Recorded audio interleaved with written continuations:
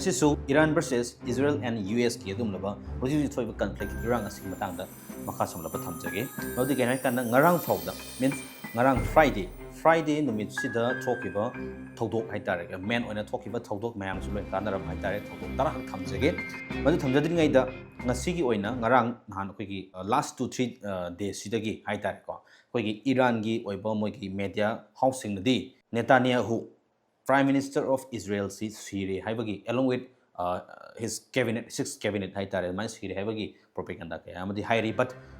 international media house kaya amadi madugi official oibadi talk 3 direct confirm di nate thamjage han ba point oina ngarang Friday sida thoki haitare main oiba point khar thamjage hoji thoiba Israel amasung Iran ki conflict asi kogi mamangi tha kogi February 28 gi hawrapani ko hoji fausta ngarang fausta lairisi kenai kanda han point da US na Kharg Island haina khangnariba makoigi Iran gi oinadi capital oiba Tehran dagi hena maru oina loriba island ni Kharg Island kyam maru ogi kanda 90% of oil koigi transport tonariba ama toriba masigi puthokpa mafam se hai Kharg Island se Iran gi ko masi koigi Iran gi fauraba writer malay Jalal Ahmed haidana ko mahakna quoted toramba celebrated haidi mingthon piramba dumlaba maming ni orphan pearl haina mithole haiba island se tongana Iran dagi tongana koigi Iran gi manung chalaga tongan ba Iran tongan island se island ni tongan lei ko ni natra admaina island se koin orphan haina koi ming tholaga karam orphan mani mukta pearl gi adum laba orphan haina pearl orphan pearl haina tholamme haiba writer sina fawo ko hairiba Kharg Island se US na bombing tawkhre narang ko kaya na maru oigi hai kanta haiba island se Iran gi di oil hurt ni haitar thawgi main oiba hard mafam ni haitar ko yam lapna leibadi natte Iran gi leiba moi coastline dagi 5 mile khak sa leiba dum island masa ama khak ni ado moi koina koi claim koi Iran no claim tawri ke nai kanda hairiba island do maduda leiriba oil reserve loina mak empty oina US na bombing tawdri hada lawthokre si Iran su dum ya bani haitar ko mamang thasu dum koi gi Tehran airport ta koi gi koi 3D gi oiba koi gi my fighter jet kaya ama pen tower thamba from the Israel bombing tawid millions of dollars pi ba dum laba misal kaya ama koi free the mangi dana adumaina all tiang mayam do koi empty tower thamme na hai kai sopan hongde na di hairi simlei aduga hairiba Kharg Island sina 90% of Iran's crude oil export se hai mafam si tawe sigi sima mafam sini ko target tawri je US na mamangi day 28 tagi na ngarang fausida hariba main oina 90% of koi oil export ori mafam se US na je antas tawraga thengna thamani adu ngarang ahingi loire se Donald Trump na means US government na muk threaten tawri je kaino ai kanda makata na hariba Strait of Hormuz se makata na close tawra thamta ragadi atopa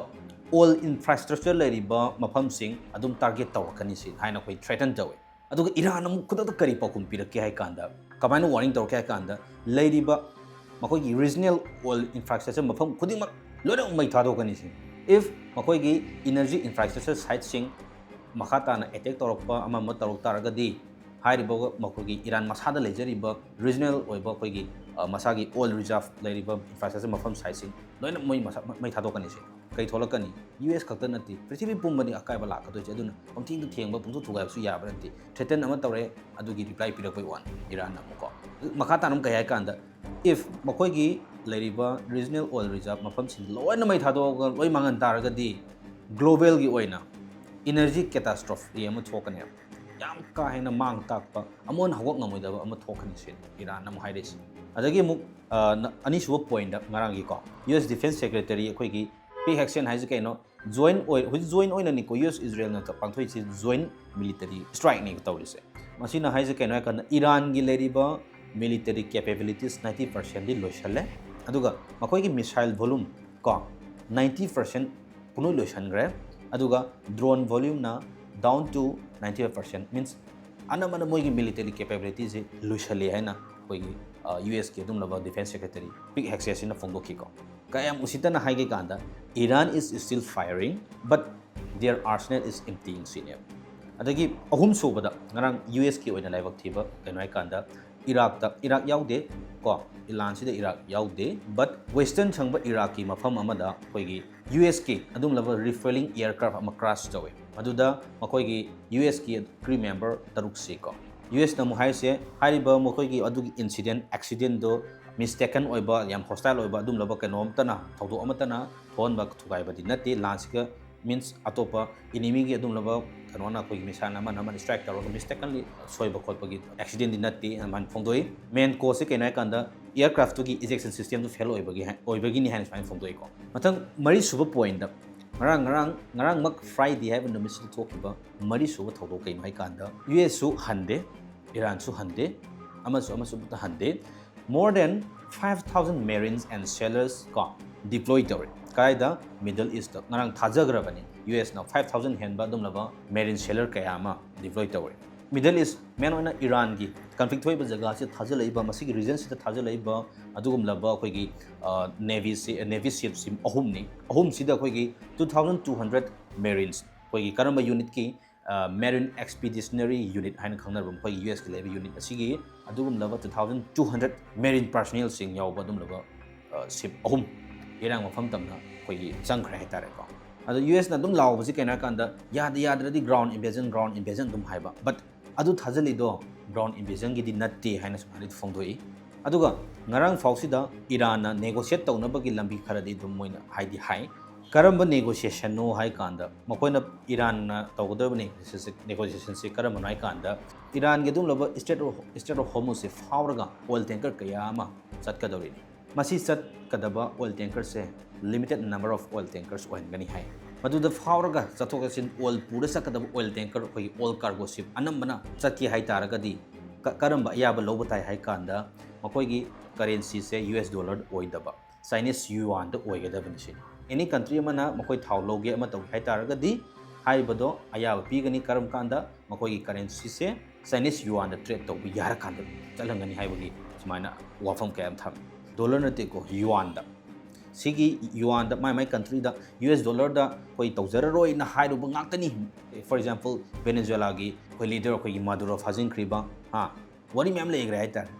masida China gi su khut yaro mo haninga di leite more than 50 years hand ba se oil koi gi transfer tawba any trade ama tawba koi currency ama se US dollar da ngaktani America haina balai America na hoji fawo super power oina link ne leiri se kainai kanda in every region every trade kadauba US dollar currency loina ma use tawba ngaktan adugi napal ama lei haitare madu thugaina honarpagi wari kayam su yaure ana haiba hoji thoiba conflict war se Iran ang China gi attempted war ni haiba su yai kaidongna ba hoigi petrol dollar haitare petroleum products sing da koina sinari ba dollar se thugaina na ba dum na ba attempted war ni haiba su yai se America ai quite powerful weapon se kaino kanda makhoi dollar jine karigumba nungti trade tawriba thau si the trade taw matam da sinari dollar se lep khraba America haiba makhoi American empire se begins to shrink so idana collapse oira kanem adu mathangi point da ngarangi Friday have numit sida Quds day Quds day harak su ya hainai koi Quds day numit ni makhoi Quds day se kaino kanda makhoi Islamic ideal oina leiriba lamsing koi mioi sing hai tare madu defend tawna na ba koi Muslim singi oiba unity amasung empathy du bu koi symbolize taw badum laba numit khalamani yamna sauba koi annual rally amani madu chapa kanda mokoi Iran gi leriba koi official oiba koi major leaders kayama president sing ba koi senior officials kayama hai tare koi security chief koi Ali Larijani adegi president Masoud Pezeshkian and foreign minister Abbas Araghchi na sing loinamak attend tawba mafam duda Israel strike tawsali rally saling ai daitar koi Iran gi leiba top leadership kayamna rally du da saru yare habagi public sin oiba kandu dani Israel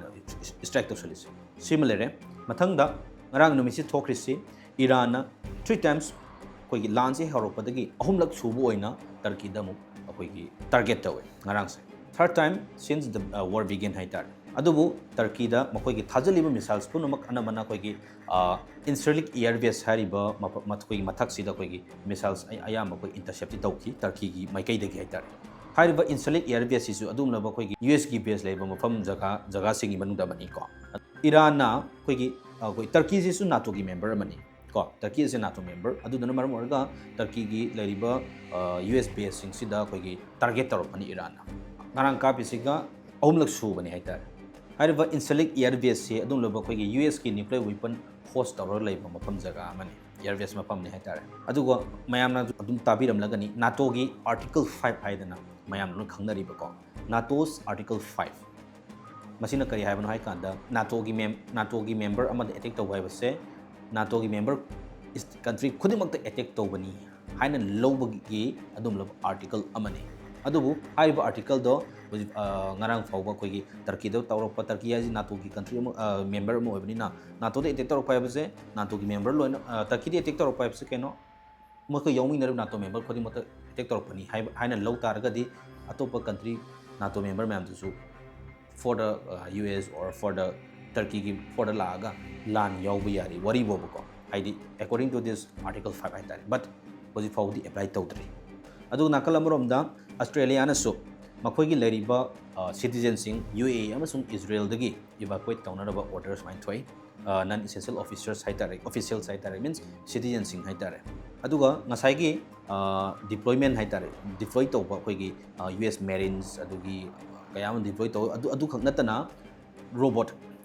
robotic drones haitare ko the US deployed 10,000 air power drones to the Middle East the khoi gi AI na power taw badum lab drone 10,000 khoi deploy tawsal hek lan se horopadagi na ngarang phau si haitare total 10,000 AI power drone se deploy tawraga hariba drone se koina merops har su khangne ko masi khoi gi kanana develop tawna kanda perennial autonomy na khoi gi develop tawbani kainai kanda perennial autonomy hai taraga di ma se defense venture mani kanana back tawbano hai kanda khoi hanagi former khoi Google CEO Eric Schmidt na adum laba back adum admana back tawraga perennial autonomy na develop taw adum laba khoi gi defense venture mani ko AI drone da sinar pa ka sidi hoji hoina AI da focus lai je kaina kanda matung ta future war khoi future conflict kayam warfare kayam tholopa matam da mi haiba mi se use tawdana